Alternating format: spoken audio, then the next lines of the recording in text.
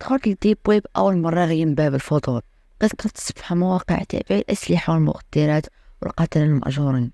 مواقع كانت كتجيني بالنسبة ليا مملة بزاف، وبديت كنطلع على مواقع تاع السموم. حسيت بالملل وخليت البيسي مشعول وخرجت باش نشري الغدا. ملي وصلت للمحل دخلت المحل وكان كلشي عادي ومزيان. ملي ساليت رجعت للدار، مشيت البيسي ديالي حيت شريته مشعول ولكن خليته فطور. رجعت للموقع اللي كنت فيه، كانت صدمني لقيت رسالة من واحد الشخص مجهول كيفاش كانت وجبة الغداء؟ ومع حتى الصورة المحل اللي كنت فيه. حسيت بالخوف، غرد عليه شكون انت، كيفاش عرفتي المكان ديالي؟ عافاك جاوبني. غير كذب، أنا فقط كنضحك معاك.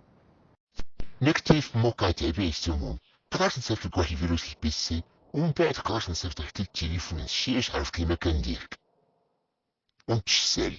يعني يقدر يخترق التليفون ديالي ويعرف المكان اللي كنت فيه وقلب على الصورة ديال المطعم وصفتها لي.